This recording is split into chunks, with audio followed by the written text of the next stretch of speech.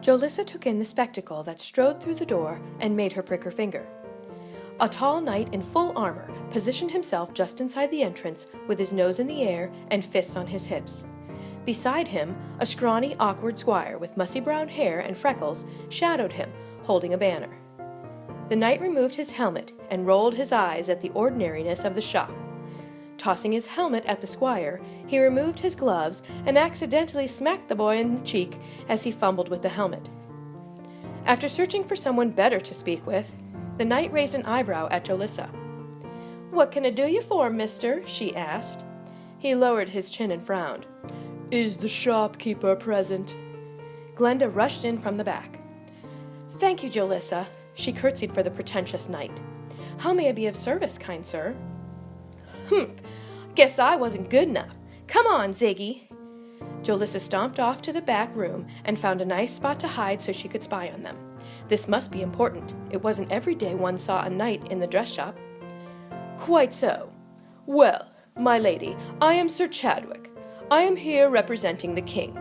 Our mighty sovereign is in need of brave volunteers to join a quest of great valor and grave importance."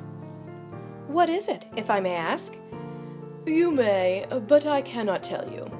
I have a parchment with details of an exhibition where participants may showcase their talents. If you would kindly display it on your door. When the pristine few are selected for this highest honor, the task will be revealed." "I see. Only the bravest souls should apply." "Surely. I'll hang it now." Sir Chadwick cleared his throat. "Quite so." He snapped his fingers at his squire. "Humphrey, give the parchment to the shopkeeper." Humphrey looked around for a spot to put down the helmet, but knew he dare not set it on the ground, so he adjusted the banner in his arm to keep it high and dug in his satchel for the flyer. He extended it to Glenda and did his best to bow. "You don't have to bow. She isn't a lady. She's just a woman." Jolissa humped again. What a pompous pig. As the men said their thanks and turned to leave, Jolissa pulled out her slingshot from her skirt pocket and shot a button at the knight's Exitus Maximus. She wished it was a crossbow. Sir Chadwick spun around and glared at the room. Then he left with his squire tripping after him. Once she closed up the shop, Glenda thanked Jolissa as they started to walk home. "You were a great help to me this week, Jolissa. I really appreciate it." She gave her a gold crown, which was more than she deserved. "Sure, thanks." She considered what a gold crown could buy. Armor, a good shield. Maybe she could save up for a fine steed. But to what end? Glenda spoke again, drawing her out of her fanciful notions. "I'm starving. How about you?" A candle lit in her head as Jolissa realized how she could fulfill her dreams. Not yet. I forgot something." Glenda raised an eyebrow, then shrugged. "Okay, I'll see you at home." As Glenda went on ahead, Jolissa sped back to the shop door and snatched the parchment with the tourney announcement. She read it over and over, her eyes brightening with every word. Turning to Ziggy, she spouted, "Maybe I'll enter. It could be just what I've been looking for. Something to show the world I'm not a lowly loser." On the day of the tourney, Glenda took forever getting the twins ready and out the door. All well and good, but Jolissa was in a hurry. She had to put herself together so she could make it in time. Her disguise was perfect. She entered the tourney as Joseph Port from Hamlinshire. No one came from Hamlinshire. The tunic was too big, but spending so much time with Glenda at the shop, she easily altered it. With her long brown hair tucked into her cap and a red kerchief around her neck, she looked like a typical farmhand. She hoped it was good enough to fool the majority of the fools around there. Outside the gate, she told Ziggy to wait for her. "I won't be long, and after I win, you can come with me on my quest. You'll be a good boy, won't you?" He licked her face, and she rubbed his ears. "Of course you will." Straightening her tunic, she stepped inside. She could hear the din of the crowd's excitement. She saw the stands were overflowing. Her breakfast danced in her stomach, threatening to flip out, giving her more than second thoughts.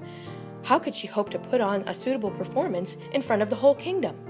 She started to back out, but a burly guard grabbed her arm and shoved her towards the group of contestants. There were 24 of them. Most looked like her, disheveled, inexperienced laborers seeking riches and glory from a once-in-a-lifetime opportunity. The select few chosen as part of the mission were to be knighted, fully armored, and given a new sword. Upon return, they would be rewarded with a plot of land. Since she was already there, she'd be a fool not to try.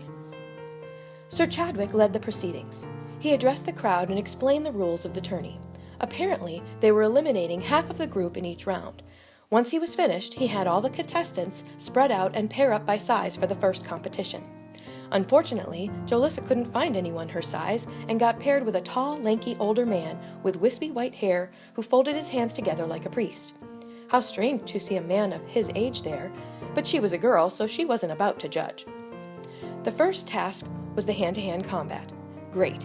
Jolissa hoped she could make it past the first round at least, but now she wasn't so sure. If he touched her in the wrong spot, she'd be found out. All they had to do to win was put their opponent on the ground. What was that saying her father told her whenever she was bullied? The bigger they are, the easier they fall? Something like that. Well, she would put it to the test on this towering old man who grinned down at her as if she was easy prey. The horn sounded for the match to begin. Several went down right away. Jolissa's opponent just stood there and tilted his head at her. What was he thinking? She took a chance and dove for the man's knees, hoping to make him buckle, but as soon as she made her move, he pushed her shoulder and she almost fell. Jolissa nodded. So he was going to play the defense, not the offense. She might be able to use that. She started to circle him. He didn't move. He just watched her, turning his head. She sped up, and he kept watching, faster and faster, around and around, until she was running. By the hum of the crowd, she could tell they were watching her too. Most of the other matches must have finished. When she abruptly stopped, the guy wobbled. She lunged for his knees again, and this time, when he reached out to shove her, she nimbly stepped aside. Her opponent was so dizzy, he tumbled to the ground. She won, and without even laying a hand on him. The crowd cheered. The first match was over. Sir Chadwick hurried them on to the next round. Projectiles. The contestants lined up, and the squires brought out targets for them to shoot at. They were to use their own weapons for this round. Most had bows and arrows of various qualities, but a couple of stout, wealthy men had expensive crossbows. Then there was Jolissa and her slingshot. She felt inadequate, but at least she was a step above a younger boy with his pea shooter. Out of the 12 that remained, only 6 would move on. She was confident she could hit the center of the target. She just hoped her slingshot was strong enough to break through. They all got 2 attempts and were told to loose at the sound of the horn. When the first horn blared, Jolissa's rock hit the center of the target, but only made a small dent. She would have to pull back farther to make the next one count. Another horn blew for the next round, but just as the contestants took aim, someone in the stands tooted another horn, startling some of the throwers. Many of them missed their marks and complained about the disturbance, but those with steady nerves of stone sent sure shots. On an adventure, there could be many distractions that must be ignored when one was taking aim. Jolissa's rock broke through this time, but just missed the center. While she waited for the judgment, she looked around up in the stands. She cringed when she saw the twins waving wildly at her. What were they doing there, and how did they know it was her? Pulling the cap down to cover her eyes, she turned away, and her hat almost fell off. She quickly readjusted it. This was terrible. She hoped no one heard them shouting to her. One of the judges, an older knight with a bald head and a fluffy white beard, approached her. "My lad, you are tied for the last spot. Please draw back and shoot once more." He had kind eyes, and he looked at her as if he knew she was a she, but he didn't give her away. Jolissa nodded. She reared back her farthest and took careful aim and loosed her rock. She hit the center and broke cleanly through it. The old knight looked down the line at her competitor's judge and gave a thumbs up. The other gave a thumbs down. "You are through." "I'm through? Done? Or I'm through to the next round?" Jolissa clamped a hand over her mouth. She forgot to deepen her voice to sound like a boy. "Through to the next, boy." The old knight raised an eyebrow and smirked, then walked away to join the other judges who stood at attention on either side of Sir Chadwick. She felt she could trust the kindly old knight and was lucky he let her stay. She would have to be more careful. The last round was the sword. The night before, Jolissa hefted her father's sword and worked with it a little, but it was awkward and heavy. She'd never be able to execute any of the skilled moves she'd practiced with sticks in the woods. She was sure this would be the round that would do her in.